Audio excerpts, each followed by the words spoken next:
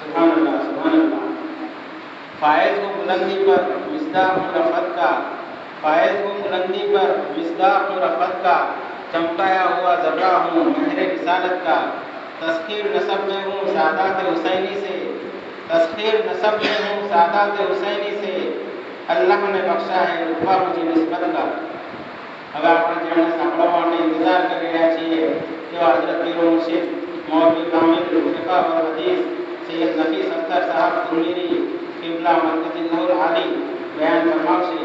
તો હઝરત પીર મુર્શિદની વિનંતી છે કે આપ અમો સૌ સર્વેને આપના ઇલ્મની રોશનીથી ફૈઝિયાબ કરશો.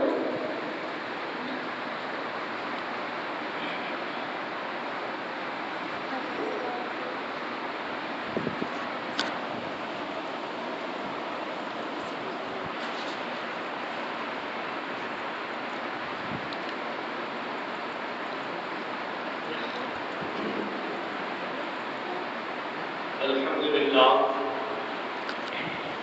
والصلاة والسلام على رسول اللہ ثم الصلاة والسلام على خلیفۃ اللہ وعلى آلہما واصحابہما وخلفائہما الراشدین الہادین من یومنا ھذا الی یوم الدین. اما بعد فقد قال الله تبارك وتعالى في القرآن المجيد والفرقان الحميد: أعوذ بالله من الشيطان الرجيم، بسم الله الرحمن الرحيم. الرجال قوامون على النساء إلى الأخير. صدق الله العظيم. ساری تعریف، ساری حمد و ثنا، ساری اچھائیاں، ساری بڑائیاں اس خالق دو جہاں کے لیے سزاوار ہے جو رب العالمین ہے، خالق دو جہاں ہے، مالک دو جہاں ہے. درود و سلام ہو خاتم النبیین، شفیع المسلمین، سید المرسلین، رحمت للعالمین، راحت العاشقین، احمد مجتبیٰ محمد مصطفیٰ رسول خدا صلی اللہ علیہ وسلم پر اور آپ کے تمام اہل بیت اطہار اور آپ کے تمام ذریات پر. اسی طرح درود و سلام کا نذرانہ پیش کرتا ہوں خاتم ولایت محمدیہ، معصوم عن الخطا، مبین کلام اللہ، حضرت میراں سید محمد چورپوری مہدی موعود علیہ السلام کی بارگاہ اقدس میں اور آپ کے تمام اہل بیت اطہار اور آپ کی تمام ذریت پر.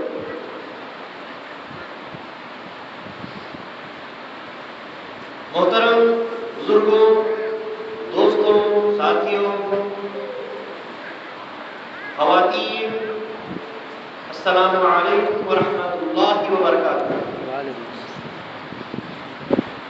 اللہ تبارک و تعالیٰ کا لاکھ لاکھ شکر ہے، اس کا احسان ہے کہ اس نے ہمیں یہ توفیق عطا کی کہ ہم اللہ تعالیٰ کے قانون کو، اس کے نبی کی بتائی ہوئی شریعت کو جاننے کے لیے جمع ہوئے.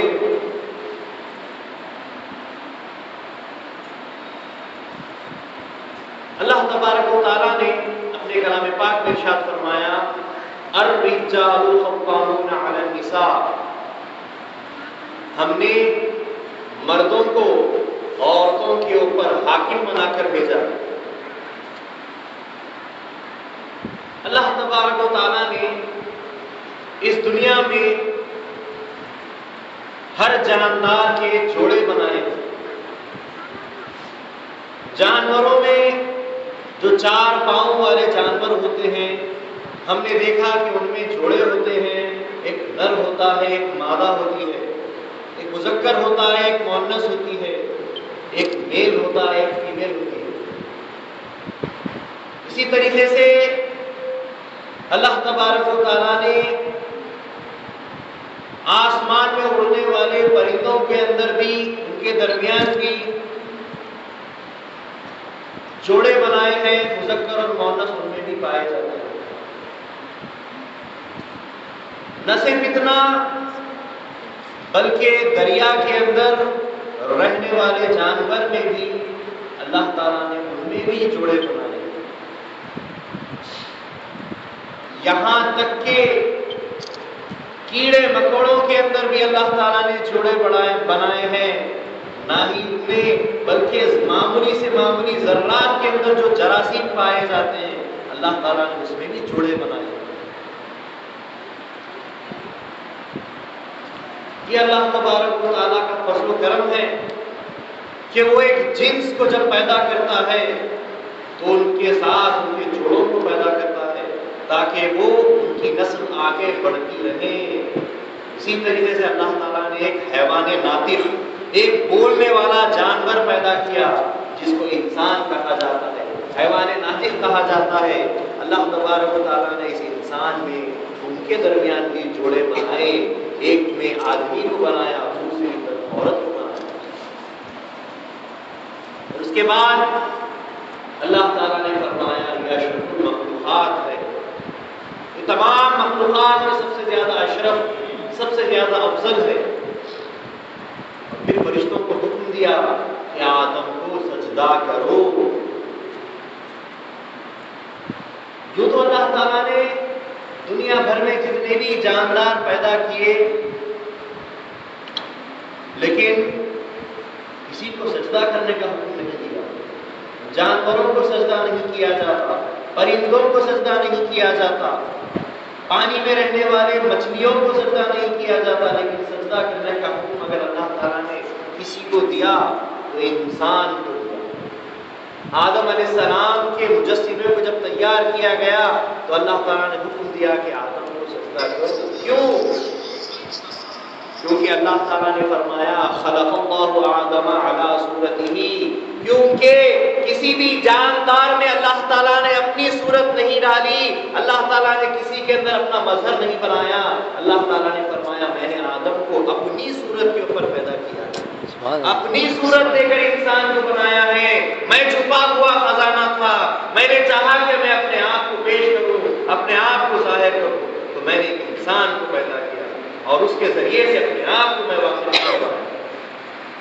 تو انسان وہ ہستی ہے جس کے تعلق سے خدا تعالیٰ فرماتا ہے، حدیث قدسی میں آتا ہے خلق اللہ آدم علی صورتہ، میں نے آدم کو اپنی صورت کے اوپر پیدا کیا ہے، اس لیے آدم اشرف المخلوقات ہے۔ سبوں نے ایمان لائے، سجدے کا حکم ہوا، سجدے میں گر گئے سوائے ابلیس کے، اس نے انکار کیا اور مردود ہو گیا، دھتکارا گیا اور جنت سے نکال دیا۔ بہرحال ہم نے جانا کہ انسان کو اللہ تعالیٰ نے اشرف المخلوقات بنایا ہے اور انسانوں کے اندر جوڑے پیدا کیے، آدمی کو پیدا کیا، عورت کو پیدا کیا، پھر ان جوڑوں کے درمیان اللہ تعالیٰ نے آدمیوں کو فوقیت دی، ایک مرتبہ دیا اور فرمایا ہم نے عورتوں پر آدمیوں کو حاکم بنایا ہے، مالک بنایا ہے۔ مرد حضرات مالک ہوتے ہیں تو عورتیں غلام ہوتی ہیں۔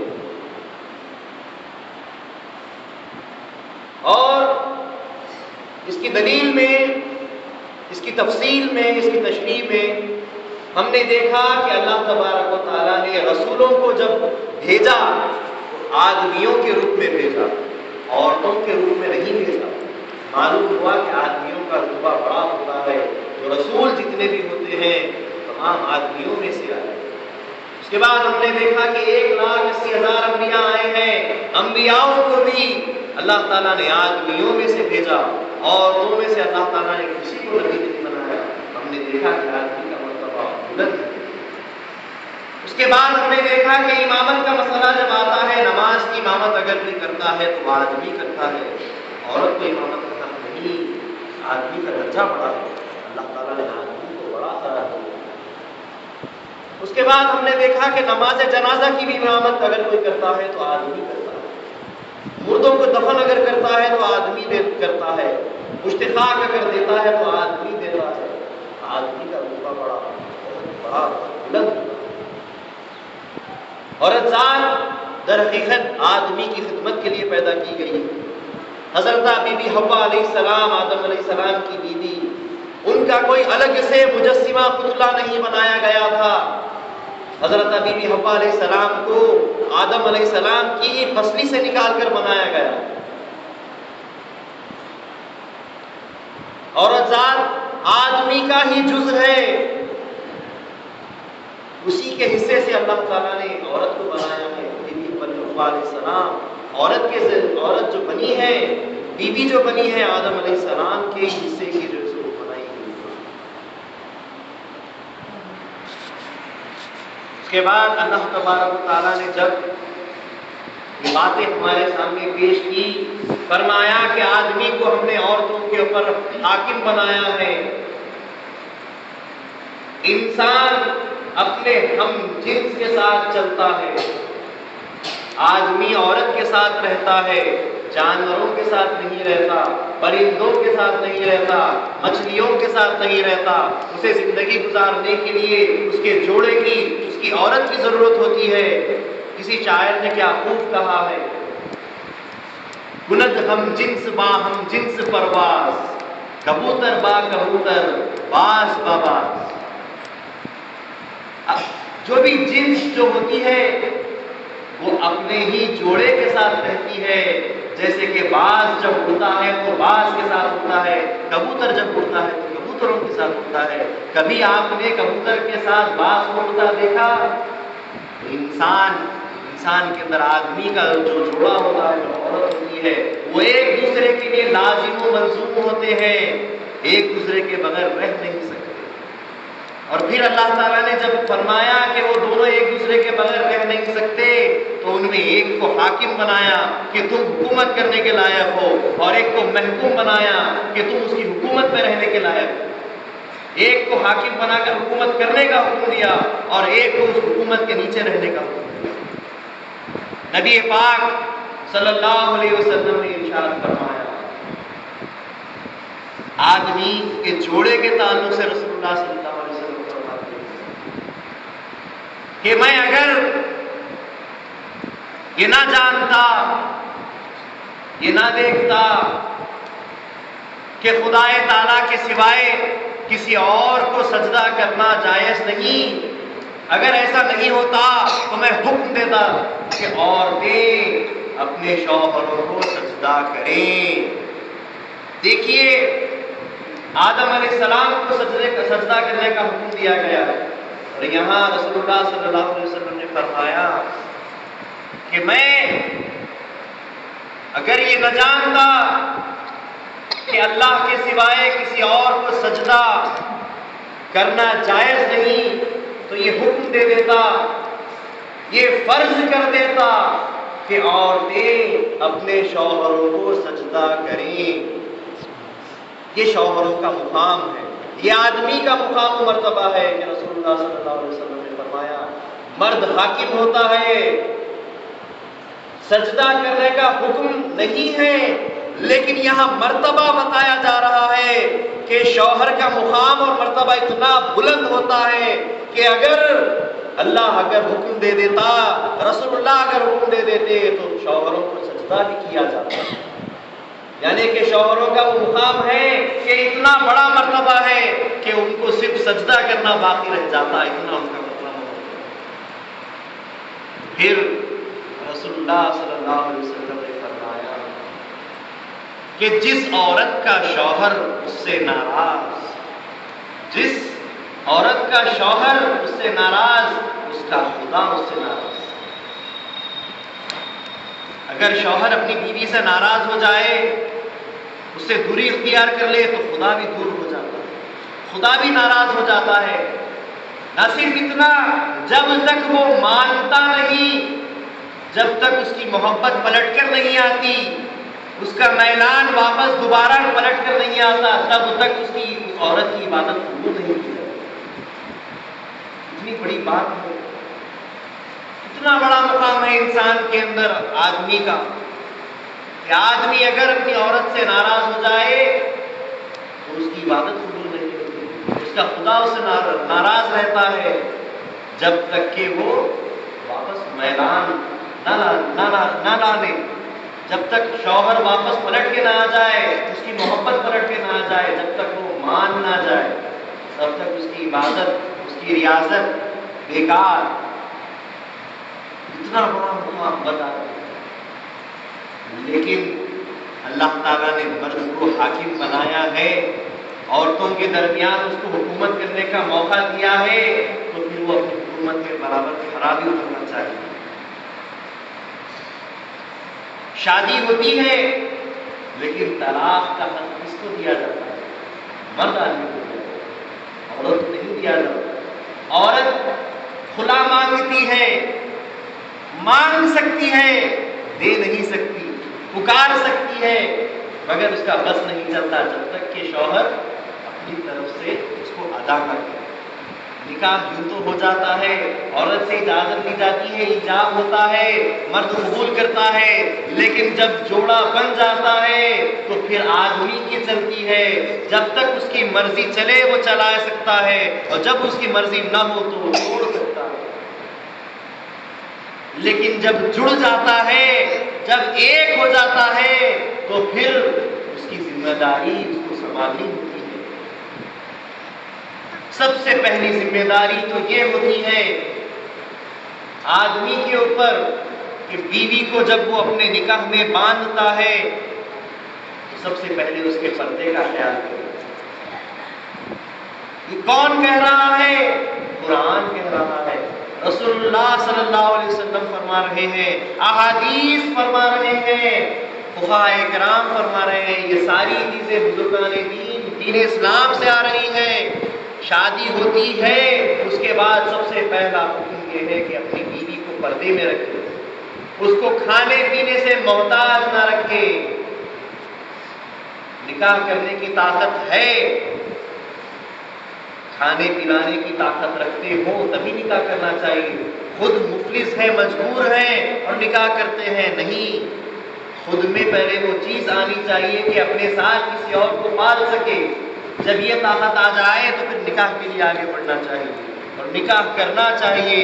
نکاح اللہ تبارک و تعالیٰ کی قرآن کے مطابق فرض ہے. فَانكِحُوا مَا طَابَ لَكُم مِّنَ النِّسَاءِ مَثْنَىٰ وَثُلَاثَ وَرُبَاعَ. تم نکاح کرو، حکم خدا ہے نکاح کرنا.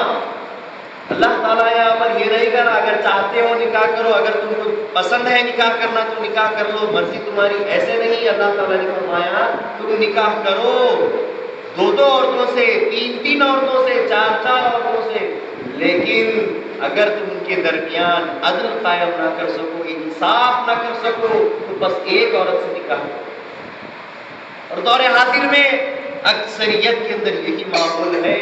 تمام مسلمانوں میں 90 سے زیادہ لوگ ایک نکاح کے اوپر ہی جیتے. 2 نکاح کرنے کی تو کسی کی ہمت ہی نہیں ہوتی. ایک سنبھالی نہیں جاتی، دوسری نکاح پیچھے کہاں جائے. بہرحال نکاح انسان کرتا ہے تو سب سے پہلے اس کے پردے کا خیال، اس کے بعد اس کے رزق کا خیال، کھانے پینے سے محتاج نہ رکھے. اس کے بعد پہلا پردہ ہو گیا، دوسرا رزق ہو گیا، پھر تیسرا یہ کہ اپنی جانب سے، اپنی طرف سے اس کو کوئی تکلیف نہ دے. مرد آدمی عورت کے اوپر ہاتھ نہیں اٹھا سکتا، اسلام منع کرتا ہے. عورت کا مقام ہے. اسلام میں عورتوں نے بہت نام کمایا ہے، اسلام میں عورتوں کا بڑا مقام ہے. جہالت، جاہلیت جو دور گزرا ہے اس میں عورتوں کا مقام نہیں تھا. عورتوں کو غلاموں کی طرح، لونڈیوں کی طرح رکھا جاتا تھا، بیکار بے پردہ رکھا جاتا تھا. لیکن جب اسلام آیا تو عورت کا مقام ہوا. اسلام نے اس کو چادر اڑائی، اس کو پردہ دیا، اس کے کھانے پینے کا انتظام کروایا، اس کو مار کھانے سے بچایا. اسلام نے کہا کہ عورتوں کے پر ہاتھ نہیں اٹھانا چاہیے. رسول اللہ صلی اللہ علیہ وسلم نے فرمایا کہ اگر تم کو تمہاری بیوی ستائے، پریشان کرے اور تمہاری بات نہ مانے تو اس کو 2 انگلیوں سے مارنا چاہیے. اگر بہت زیادہ بد اخلاقی کرے، بدتمیزی کرے اور تمہاری بات نہیں مانتی تو پھر اس کو 2 انگلی سے مارو، اور ایسے مارنا چاہیے کہ وہ 2 انگلی کا نشان بھی نہ بیٹھے. یعنی بالکل ایسے. اس سے زیادہ زور سے مارنے کا عورت کو حکم تک نہیں. عورت کے اوپر ظلم کرنا اسلام نہیں دیکھ سکتا، لیکن عورت کو چاہیے کہ اپنے شوہر کی فرما برداری کرے. اس کے بعد اسلام اور آگے بڑھتا ہے. پھر اسلام نے بتلایا کہ مردوں کو چاہیے کہ اپنی عورتوں کا حقوق ادا کرے، حقوق مہر ادا کرے. جو کچھ بھی وہ مہر مانگتی ہے اس کو ادا کرے، چاہے مہر موجل ہو یا مہر مؤجل ہو. یعنی اسی وقت مہر دے دے یا پھر بعد میں مہر دینے کا وعدہ کرے، لیکن دے. حوالے پہ ٹوانا نہیں چلے گا. لوگ وعدے کر لے کر زندگیاں گزار دیتے ہیں اور جب مرنے کا وقت آتا تو معافی معافی کراتے ہیں کہ بول بول مہر معاف کر دی، نہیں تو وہ مرتا نہیں ہے، اس کی جان نہیں نکل رہی. اسرائیل علیہ السلام کھڑے ہیں، وہ قبض نہیں کر رہے ہیں، تکلیف ہو رہی ہے، مہر معاف کر، بول دے میں نے معاف کیا، بول دے. ہاں حرام ہے. اگر کوئی ایسی نیت رکھ کر نکاح کرتا ہے کہ میں مہر زندگی بھر نہ دوں اور معاف کروا لوں گا تو ایسا نکاح حرام ہے. نکاح اگر کرتے ہیں تو مہر دینے کی طاقت رکھنا چاہیے اور مہر دینا چاہیے کہ وہ عورتوں کے حق. اس کے بعد ایک اور شرط آتی ہے کہ بیوی کو اس کے ماں باپ کے گھر آنے جانے سے منع نہ کرے، لیکن عذر شرعی اگر پایا جائے، جیسے کہ مثال کے طور پہ آپ نے جس عورت سے نکاح کیا وہ مسلمان اور اس کے ماں باپ اگر کافر ہے تو آپ اس کے گھر کیسے جانے گے؟ اس کے ماں باپ کے پاس حلال روزی روٹی نہیں ہے، حرام کھاتے ہیں. آپ نے ابھی دیکھا کہ رزق کی اللہ تعالیٰ نے عورتوں کے لیے ذمہ داری مردوں کو دی ہے، تو پھر وہ کیسے دیکھ سکے کہ اپنی بیوی کو حرام کھانے کی اجازت دے. جب شرعی عذر کوئی شریعت کے وجوہات سامنے آتے ہیں تو مرد عورت کو اپنے شوہر کے گھر آنے، اپنے ماں باپ کے گھر آنے جانے سے بھی روک سکتا ہے. اگر ماں باپ عورت کو پردہ نہیں کراتے تو شوہر اس کا وقت بنتا ہے کہ وہ اپنے ماں باپ کے گھر آنے جانے سے نہ دے. وہ کہہ دے کہ تیرے گھر میں تیرا پردہ نہیں کرتے تیرے ماں باپ اور مجھے اس کی ذمہ داری ہے، میں نے تجھے اپنے نکاح میں باندھا ہے اور میرے اوپر ذمہ داری ہوتی ہے کہ میں تیرا پردہ کروں، کیونکہ عورت کے معنی ہی ہوتے ہیں پردہ. آرائے عورو سے عورت ہوتا ہے لفظ، اور عورت کے معنی ہوتا ہے چھپا ہوا، چھپی ہوئی. اس لیے ہم بولتے ہیں مرد کی ستر عورت، یعنی مرد کہاں سے اپنے جسم کو کہاں تک چھپانا چاہیے. پھر بولتے ہیں عورتوں کی ستر عورت کو کہاں سے کہاں تک اپنا بدن ڈھانکنا چاہیے. تو شریعت بولتی ہے کہ ناف کے نیچے سے، بمبی کے نیچے سے لے کر گھٹنوں کے نیچے تک مرد آدمی کا پردہ ہے ستر عورت. اور عورت کی ستر عورت بتلاتی ہے کہ سر سے لے کے پاؤں تک کوئی چیز اس کی نظر نہیں آنی چاہیے سوائے ہتھیلیوں کے اور چہرے کے. چہرے کی اجازت دی گئی ہے. اسی لیے مکہ مکرمہ میں جب حج کو جاتے ہیں تو چہرہ اتنا سا، بالکل اتنا سا چہرہ رکھتے ہیں، لیکن شریعت اس کے اوپر بھی یہ بات کہتی ہے کہ وہ صرف حج کے لیے، عمرے کے لیے ہے، ورنہ ہر وقت اپنے چہرے کو بھی ڈھانکنا بہتر ہے. اس کے بعد مردوں کے اوپر اور ایک چیز اللہ تعالیٰ نے لازم کی کہ ان کے حقوق ادا کرے، ان کو اپنی ذات پہنچائے اور اس کی مہلت دی. حالت موجودگی میں 6 مہینے اور حالت سفر میں 1 سال. اگر اپنی ذات اپنی بیوی کو نہ پہنچا سکو تو بیوی کو اختیار ہے، وہ چاہے تو اس کے نکاح میں رہے یا چاہے تو اس کے نکاح سے نکل جائے، قاضی کی اجازت سے، مرشد کی اجازت سے. اگر عورتیں اپنے شوہروں پر بھروسہ کرتی ہیں، اطمینان رکھتی ہیں تو 10 سال 20 سال بھی انتظار کر سکتی ہے. حضرت امام ابو حنیفہ رحمۃ اللہ علیہ کے پاس تو قانون میں یہ ہے کہ اگر شوہر اس کی بیوی کو چھوڑ کر چلا جائے تو اس کو 90 سال انتظار کرنا ہوتا ہے. 90 سال کسے کہتے ہیں؟ 90 سال انتظار کرے پھر عورت زندہ رہتی ہے. اس کے بعد امام شافعی کے مسئلے کے اوپر چلتے ہیں کہ اگر 1 سال سے زیادہ گزر جائے تو حاکم کے پاس جائے. حاکم پھر اپنے حکومت کا استعمال کرتے ہوئے قاضی پوسٹر لگوائے گا، اعلان کروائے گا اور بول بھجوائے گا. اس طریقے سے 3 مہینے کی مہلتیں لیتے جب اس کو یقین ہو جائے کہ اس کا شوہر نہیں ہے تو پھر وہ کچھ حکم دے کر اس کا نکاح فسخ کروا کر پھر اس کو عدت میں بٹھائے گا اور پھر دوسرے نکاح کی اجازت. کون کر سکتا ہے؟ قاضی وقت، حاکم وقت کر سکتا ہے۔ یہ شرائط ہے نکاح کے عورت کو سنبھالنے کے لیے اللہ تعالیٰ نے اتنے سارے شرائط مرد کے اوپر لاگو کیے ہیں، اور یہاں مرد پہلے ہی شرط کے اوپر عمل نہیں کرتا کہ اپنی بیوی کو پردہ کرانے سے ہمت نہیں کرتا۔ آدمی اپنی بیوی کو پردہ کرنے سے بول نہیں سکتا، اس کا بس نہیں چلتا، طاقت نہیں چلتی۔ اللہ تعالیٰ نے آدمیوں کو عورتوں کے اوپر حکومت دے کر حاکم بنا کر بھیجا، لیکن یہاں الٹا ہو گیا ہے، آدمی نیچے آ گیا، عورت اوپر چڑھ گئی، عورتوں کی حکومت چلتی ہے۔ یہ قیامت کا دور ہے، رسول اللہ صلی اللہ علیہ وسلم نے فرمایا کہ قریب قیامت میں عورتوں کا زور چلے گا، آدمیوں کا بس نہیں چلے گا۔ یہ قیامت کا دور ہے۔ اگر مرشد اپنے کسی مرید سے کہتا ہے، اس کا نکاح پڑھاتے وقت اس کے اوپر یہ لاگو کرتا ہے، لازم کرتا ہے کہ تو اپنی بیوی کی حفاظت کرے، اس کو پردے میں رکھے، وہ اگر کرنے کی کوشش کرے تو اس کے خاندان والے، اس کے گھر والے، اس کے پڑوس والے اس کو ٹوکنے لگتے ہیں کہ تو بڑا دیندار ہو گیا ہے، تو بہت دین کے اوپر چلنے والا ہو گیا ہے، اپنی عورت کو پردہ کرنے کے لیے ہمارے کو جو بدنام کر رہا ہے، ایسے ایسے نام دینا شروع کر دیتے ہیں۔ نیکی کے اوپر چلنے کی وہ کوشش کر رہا ہے اور تم اس کو نیکی سے روک دے، کتنی بری بات ہے۔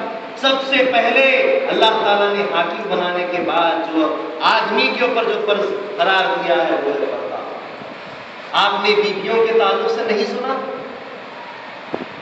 حضرت بی بی فاطمہ خاتون جنت رضی اللہ تعالیٰ عنہا کا دم اخیر چل رہا ہے، آخری سانسیں چل رہی ہیں، بیوی اٹھتی ہے، برتن کے اندر پانی گرم کرتی ہے، بچوں کو نہلانے کی فکر رہتی ہے، چکی پھرا رہی ہے، روٹی ڈالنے کی تیاری کر رہی ہے۔ اتنے میں مولا علی مشکل کشا تشریف لاتے ہیں، بیوی کو اتنی تکلیفوں کے باوجود یہ کام کرتا ہوا دیکھ کر پوچھتے ہیں، اے میری بیوی، تیری حالت اتنی نازک ہے، اے خاتون جنت، تمہارا دم آخر نزدیک آ رہا ہے اور تم ایسے کام کیوں کرتی ہو؟ تو بیوی فرماتی ہے، میں اللہ تعالیٰ کے جب دربار میں پہنچوں تو اللہ تعالیٰ مجھ سے یہ نہ کہہ سکے کہ میں نے اپنے بچوں کو پانی نہیں نہلایا، اپنے شوہر کو کھانا نہیں کھلایا، میں ان کا حقوق ادا کرنا چاہتی ہوں، جب تک دم ہے، جب تک سانس ہے، ان کا حق ادا کرتی ہوں۔ بیویوں کی یہ کیفیت تھی۔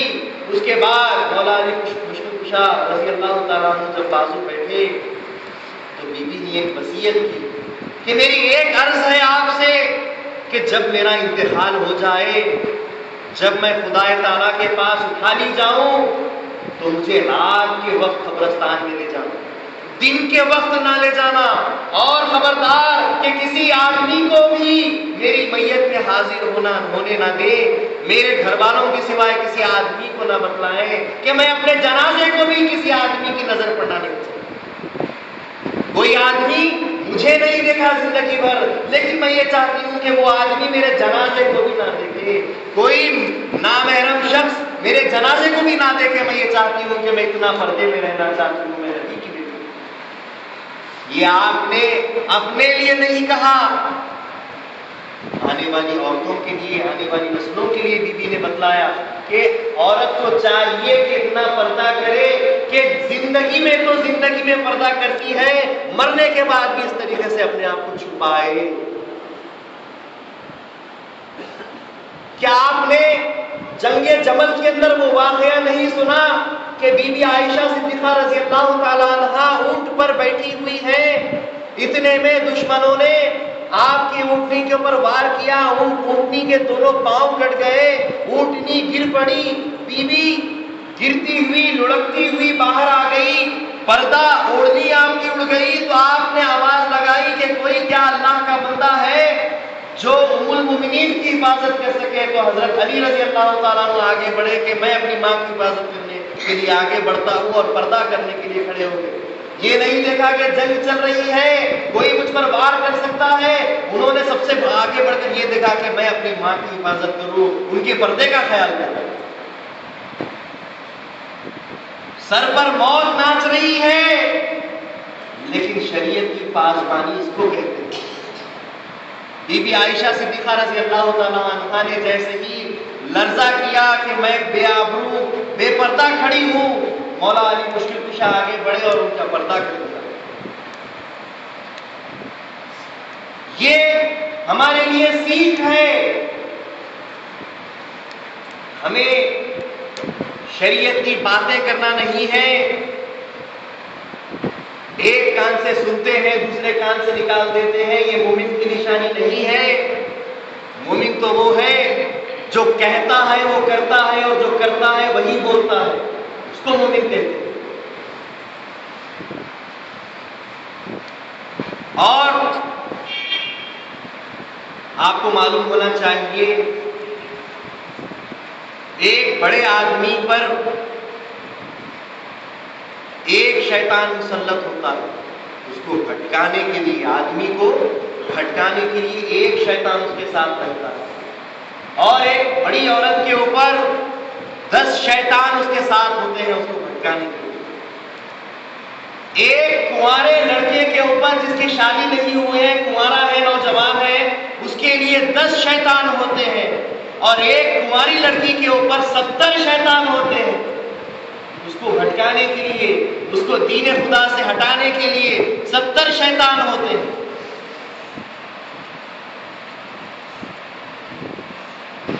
آپ کو سوچنا چاہیے کہ اپنی لڑکیوں کی، اپنی بچیوں کی کیسے حفاظت کرنی چاہیے۔ اللہ تعالیٰ قرآن پاک میں ارشاد فرماتا ہے ان اللہ یحب التوابین ویحب المتطہرین، اللہ تعالیٰ توبہ کرنے والوں کو اور پاک رہنے والوں کو پسند کرتا ہے، محبوب رکھتا ہے۔ توبہ کرنے کے لیے کوئی عمر نہیں ہے کہ جوان تھے تو توبہ کر لیتے، اب تو بوڑھے ہو گئے اب کیا توبہ کریں، نہیں۔ جیسے ہی انسان کو اپنی غلطی کا احساس ہوتا ہے وہ اسی وقت توبہ کر لیتا ہے تو اس کی توبہ قبول ہو جاتی ہے۔ توبہ کرنے کے لیے کوئی عمر کی ضرورت نہیں، غلطی کا احساس ہوتا ہے، توبہ کرتا ہے تو اللہ تعالیٰ اس کے سچے دل سے جو توبہ کیا اس کی توبہ کو قبول کر لیتا ہے۔ آگے اللہ تعالیٰ نے ارشاد فرمایا وَيُحِبُّ الْمُتَطَّهِرِينَ، پاک رہنے والوں کا اللہ تعالیٰ پسند کرتا ہے۔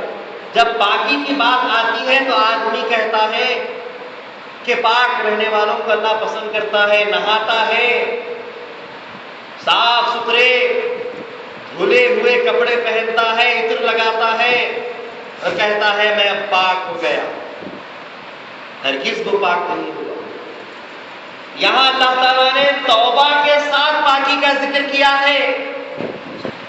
توبہ اوپر کی پاکی کو نہیں کہتے، توبہ کہتے ہیں نفس کی پاکی کو، اپنی دل کی پاکی کو کہتے ہیں کہ اپنا دل پاک ہو جاتا ہے، توبہ کرتا ہے، اپنے من کو صاف کیا جاتا ہے توبہ کے ذریعے سے، اور اسی توبہ کے ذریعے سے جو پاکی ہوتی ہے اس پاکی کو ایسے پاک رہنے والوں کو اللہ محبوب رکھتا ہے۔ ظاہری پاکی نہیں، باطنی پاکی ہونی چاہیے۔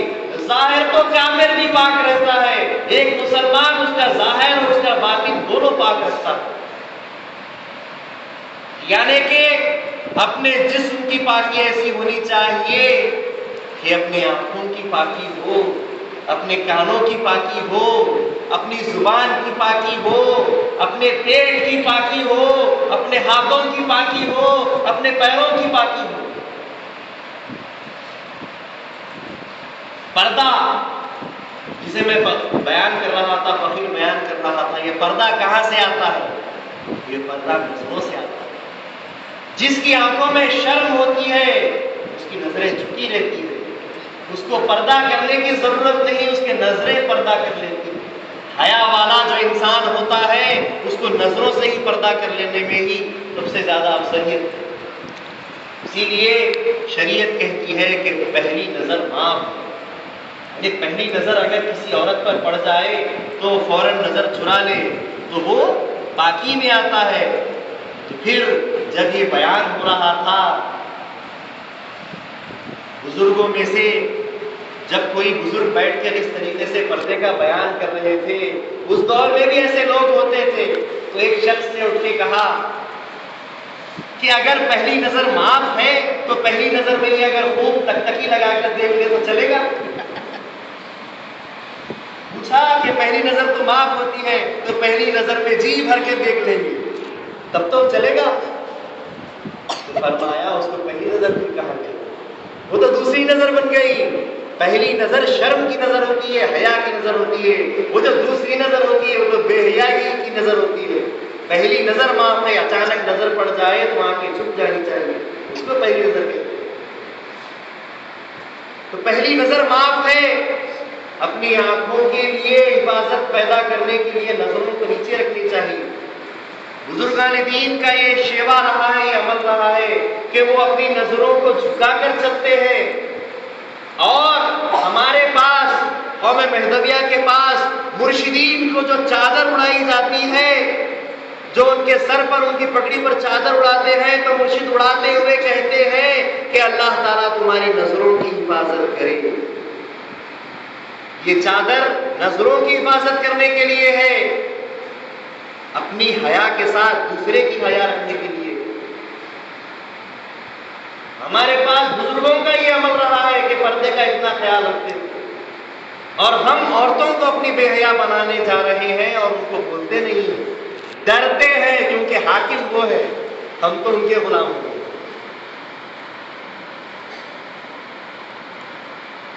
اسی طریقے سے آنکھوں کا پردہ سب سے پہلے ہونا چاہیے، آنکھوں میں شرم ہونی چاہیے۔ زنا جو ہوتا ہے، حرام کاری جو ہوتی ہے، صرف اسی کو حرام کاری نہیں کہتے، حرام کاری آنکھوں سے بھی ہوتی ہے، زنا آنکھوں سے بھی ہوتا ہے۔ آنکھوں سے جی بھر کے دیکھ لیتے ہیں وہ بھی زنا ہے، کانوں سے بری باتیں سن لیتے ہیں وہ بھی زنا ہے، منہ سے بد کلامی کرتے ہیں وہ بھی زنا ہے، ہاتھوں سے اگر کوئی غلط کام کرتے ہیں وہ بھی بدکاری ہے، پیر غلط راستے کی طرف اٹھاتے ہیں وہ بھی بدکاری ہے، پیٹ میں حرام لقمہ ڈالتے ہیں وہ بھی بدکاری ہے۔ گناہ صرف گناہ جا کر کرنے سے گناہ نہیں، سارے اعضاء کو گناہ سے محفوظ رکھنا چاہیے۔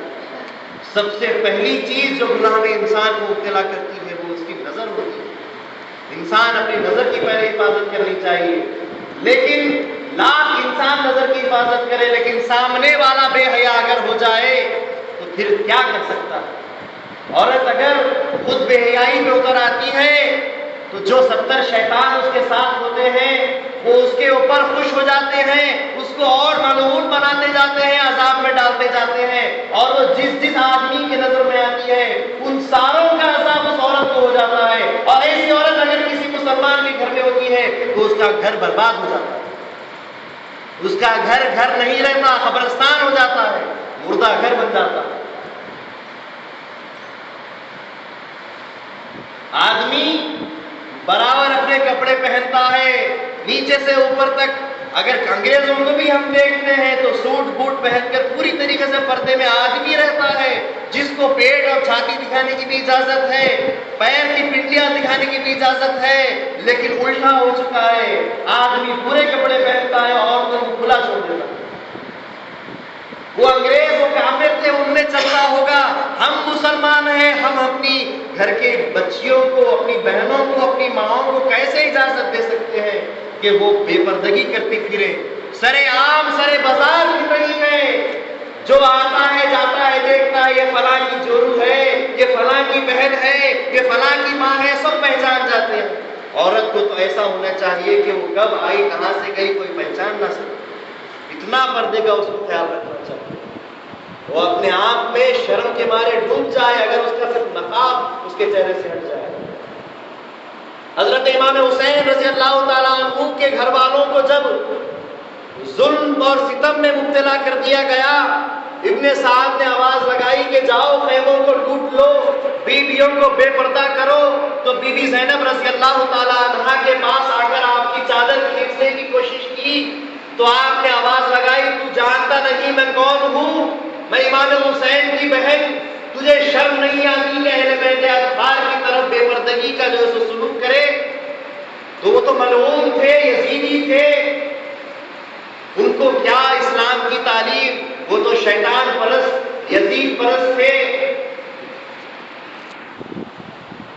لیکن بی بی نے اپنے بے پردگی ہونے کا اعلان کیا، فوراً اس کو ٹوکا، اس کو روکا کہ ایسا مت کر، اللہ کے رسول کے گھر کے بیویوں کی پردے کی حفاظت کر۔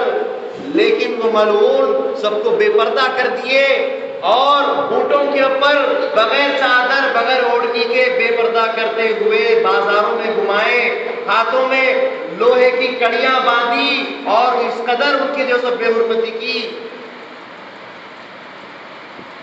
اسلام ایسی چیزوں کو بھول نہیں سکتا، تاریخ ایسی چیزوں کو بھول نہیں سکتی۔ بیویوں نے کتنی مشقت اٹھائی تھی وہ ہم بھول نہیں سکتے، اور انہوں نے بتلایا کہ پردہ کیسے ہونا چاہیے، پردہ کیسے کرنا چاہیے۔ اللہ کے رسول صلی اللہ علیہ وسلم کی گھر کی بیویوں نے بتلایا، بی بی فاطمہ نے بتلایا، بی بی عائشہ صدیقہ رضی اللہ تعالیٰ عنہا نے بتلایا۔ ایک مرتبہ عمر فاروق رضی اللہ تعالیٰ عنہ کا دور ہے، آپ امیر المومنین ہیں۔ رسول اللہ صلی اللہ علیہ وسلم کے دور میں تمام مسلمان عورتیں اور مرد سبھی مسجد میں آ کر نماز پڑھتے ہیں۔ حضرت ابوبکر صدیق رضی اللہ تعالیٰ عنہ کے دور میں بھی عورتیں اور آدمی سب مل کر نماز پڑھتے، ایک بیچ میں پردہ کھینچ دیا جاتا، اس طرف آدمی ہو جاتے اس طرف عورتیں ہو جاتی۔ لیکن جب عمر فاروق رضی اللہ تعالیٰ عنہ کا دور آیا، عمر فاروق رضی اللہ تعالیٰ عنہ نے دیکھا کہ زمانہ بہت خراب ہے، آدمی بہت خراب ہوتے جا رہے ہیں، بازاروں میں بیٹھنے لگے ہیں، جبکہ رسول اللہ نے فرمایا کہ آدمی کو چاہیے کہ سب سے بہتر جگہ پہ بیٹھے، تو وہ بہتر جگہ مسجد ہے، اور آدمیوں کے لیے سب سے بری جگہ اگر کوئی ہے تو وہ بازار ہے۔ بازار دنیا کی سب سے بری جگہ ہے اور مسجد دنیا کی سب سے بہتر جگہ ہے۔ بہرحال عمر فاروق رضی اللہ تعالیٰ عنہ نے دیکھا کہ آدمی بازار میں بیٹھنے لگے ہیں، ان کی صحبتیں خراب ہو رہی ہیں، تو آپ نے یہ تجویز کی، یہ سوچا کہ عورتوں کو پردہ کیا جانے لگے۔ عشاء کی نماز کا وقت آیا، امام وقت ہے، امیر المومنین ہے، عشاء کی نماز پڑھائی اور جلد ہی جلد نماز سے فارغ ہو کر مسجد کے باہر نکل کر اکیلے نکل جاتے ہیں۔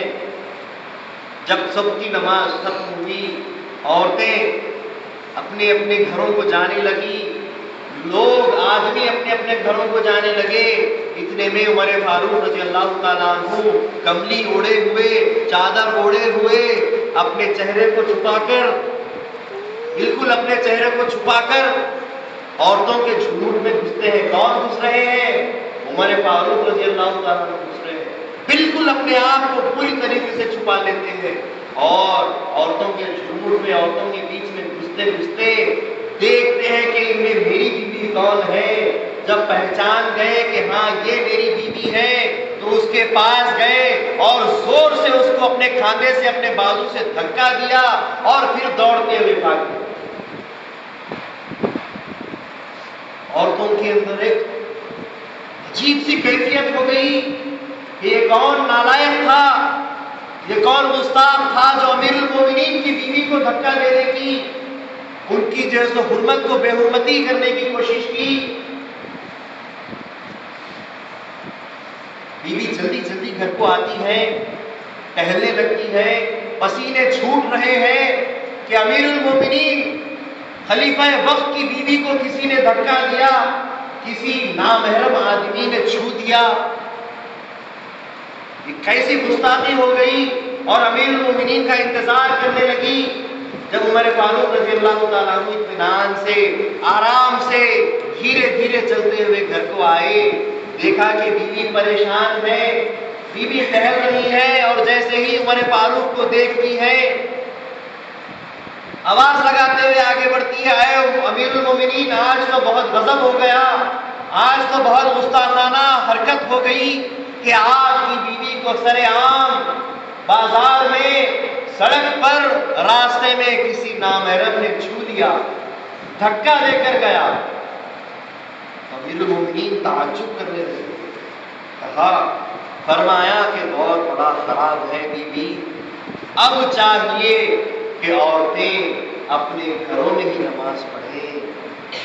پھر اگلے دن نماز کے بعد آپ نے اعلان کیا کہ وقت بڑا خراب ہے، لوگ اسلام پر برابر چل نہیں رہے ہیں، اسی لیے یہ بندہ چاہتا ہے کہ گھر کی جتنی بھی عورتیں ہیں، بیویاں ہیں، جو کوئی مسلمان عورتیں ہیں، اپنے گھروں کے اندر نماز پڑھے اور آدمی مسجد میں آ کر نماز پڑھے۔ اور پھر آپ نے حدیث فرمایا کہ رسول اللہ صلی اللہ علیہ وسلم نے فرمایا تھا کہ عورت جتنا پردوں کے اندر، 1000 پردوں کے اندر اپنے گھر میں نماز پڑھتی ہے، وہ اتنا ہی مسجد کے اندر جماعت پڑھنے کا ثواب حاصل کرتی ہے۔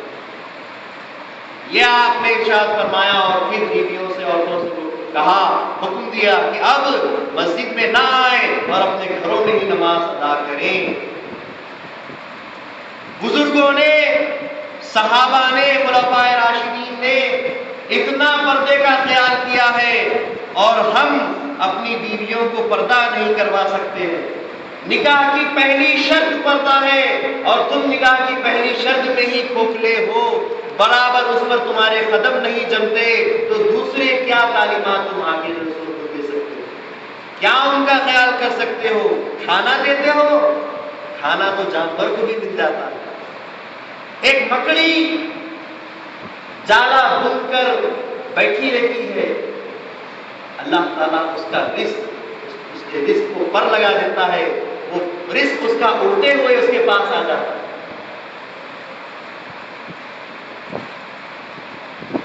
بے مغز ہرگز نہ باید عنکبوت، رزق را روزی رسا پر می تہج۔ اللہ تعالیٰ نے مکڑی کو بھی بیکار میں پیدا نہیں کیا، جب پیدا کیا ہے تو اس کے رزق کا انتظام بھی کیا ہے، اس کے رزق کو اللہ پر دے دیتا ہے اور اس کا رزق اس کے پاس پہنچ جاتا ہے۔ ہم اگر اپنی بیویوں کو پال رہے ہیں تو تم کہاں پالتے ہو؟ اللہ تعالیٰ فرماتا ہے الحمدللہ رب العالمین، اللہ تعالیٰ سارے عالموں کو پالنے والا ہے، وہ رزق دینے والا ہے، تم کون رزق دیتے ہو؟ بلکہ عورت جب شوہر کے گھر آتی ہے تو لوگوں کے اندر یہ بات ہے کہ وہ رزق اپنا خود لے کر آتی ہے اور شوہر کا بھی اس رزق کا حصہ لے کر آتی ہے۔ یہ بات ہے کہ نہیں؟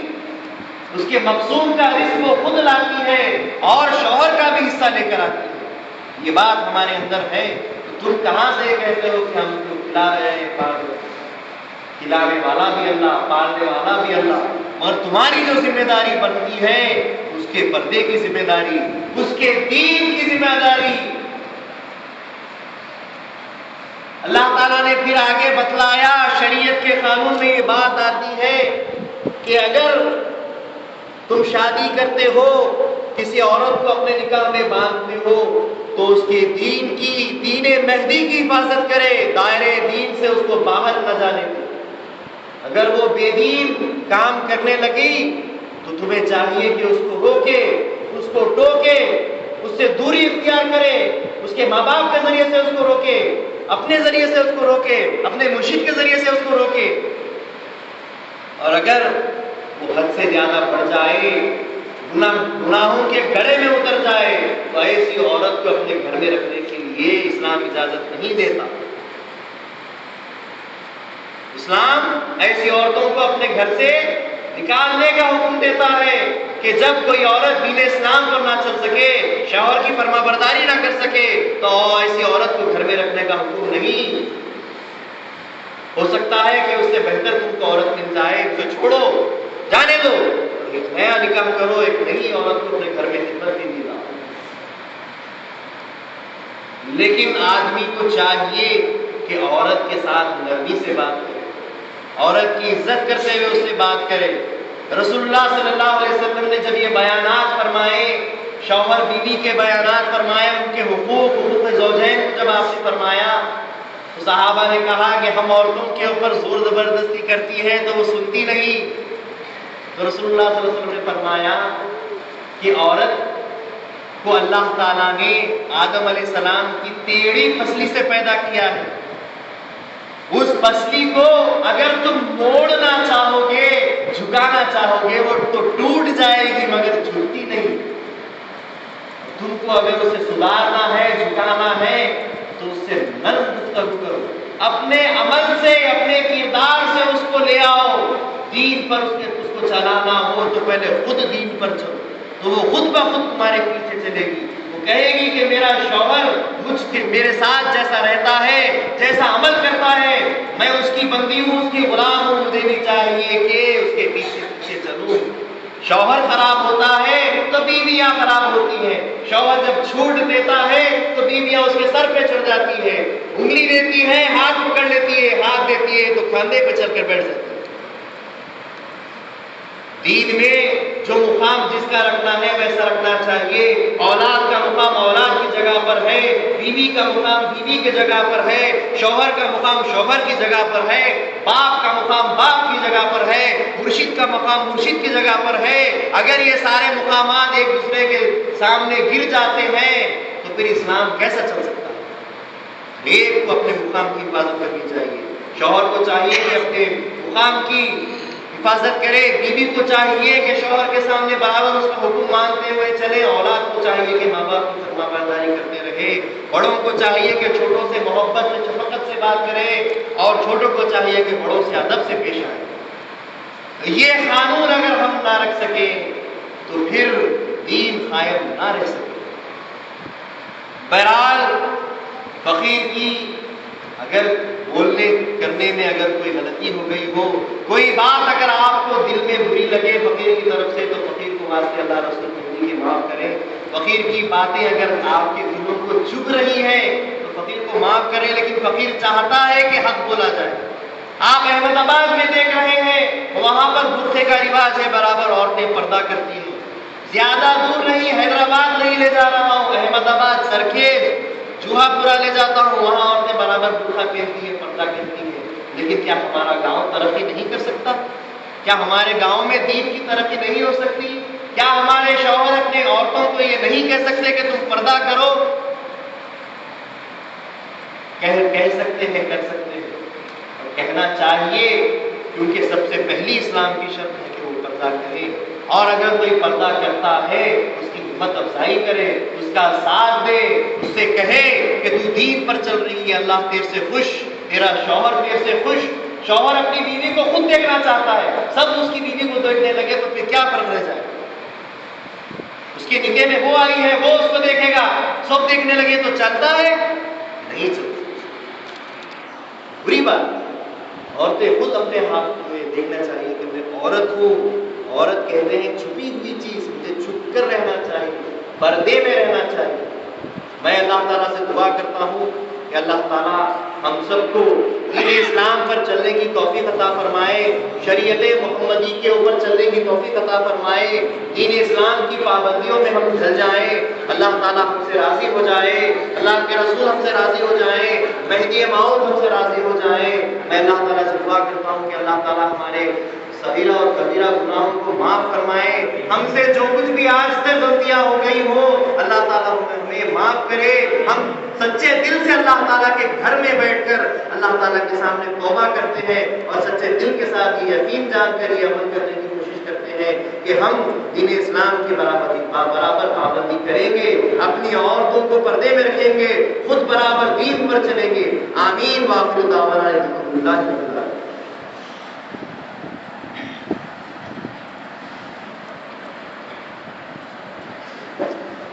سبحان اللہ، سبحان اللہ۔ آج یہ مقدس تقریب کی سبق حاصل કરીને અને પોતાનો અમલ કરીને આપણે સાચા અને સારા મુસલમાન બનવાની કોશિશ કરીએ।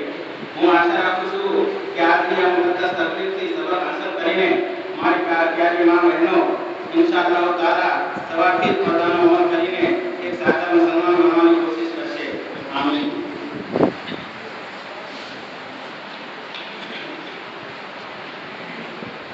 હવે હઝરત મુફતી સૈયદ નબી સત્તર ઉન્નીસ સાહેબ મદદિલ્લો આલીએ 26 વર્ષની ખૂબ જ નાની ઉંમરમાં ફિકહથી અને હદીસથી મોટી કામિલની પદવી હાંસલ કરેલ છે।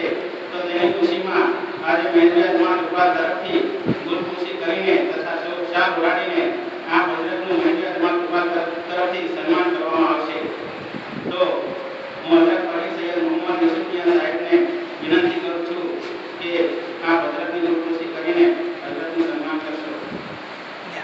कैमरा फेरव जो कैमरा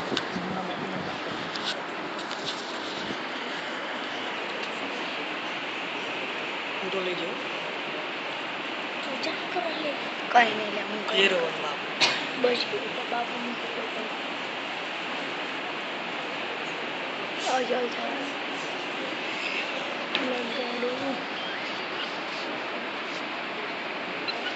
ले इमरान ने था नहीं ले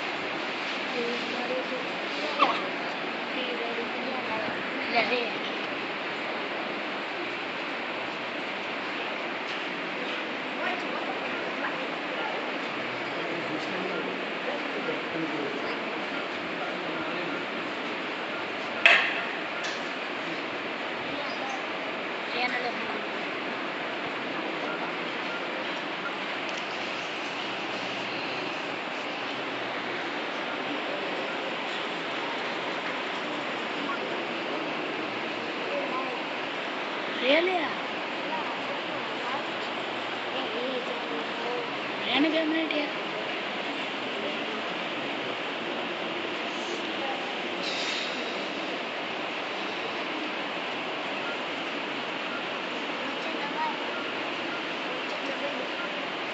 What's your name? Hamza. Really? Mana hame pani do. Ada mama aye chhe.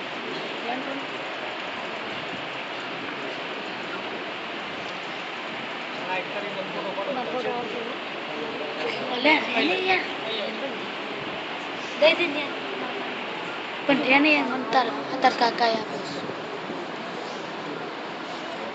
अन काका पुत्र का अला दर्श होता है जाके काका ये में अब जनाब सुल्तान भाई जान भाई ये पण यार આ કરાવને સન્માન કરશે तो बीजो को पूछो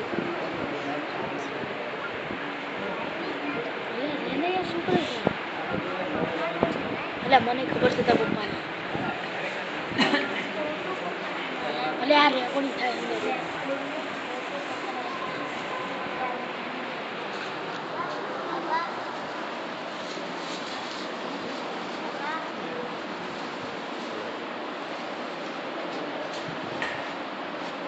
હવે આજે અકબરભાઈ નૂરભાઈ ગુલપોશી કરીને હઝરતનું સન્માન કરશે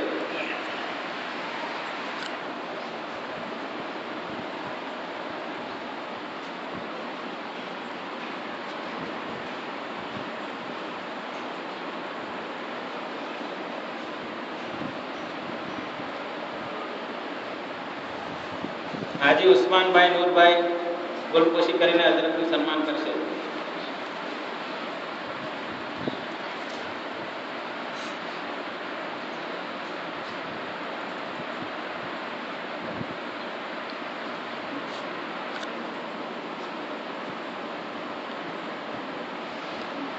હાજી ગુલામ નબી ચાંદાભાઈ ગુલપોશી કરીને હઝરતનું સ્વાગત કરશે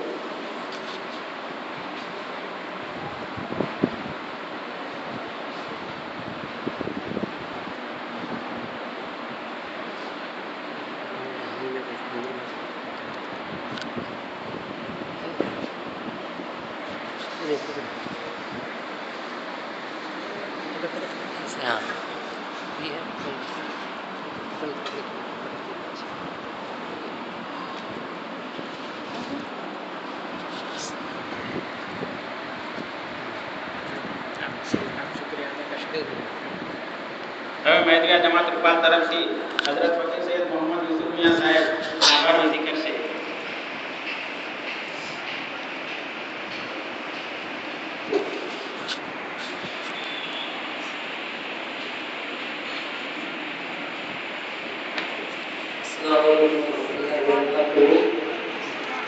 सबसे पहले अल्लाह ताला का शुक्र अदा करता हूँ कि अल्लाह ने हम सबको इमाम हुसैन रज़ी अल्लाह अन्हु की शहादत की मजालिस तकरीबन 10 दिन तक अदा करने की तौफीक अता फरमाई और हज़रत रसूल मेहदी अलैहिस्सलाम का सदका है कि उनकी मोहब्बत ने हमारे दिल में जगह दी कि हम जो है शहीद करबला की शहादत की सीरत हमारे सामने बयान हो और हज़रत पीर मुर्शिद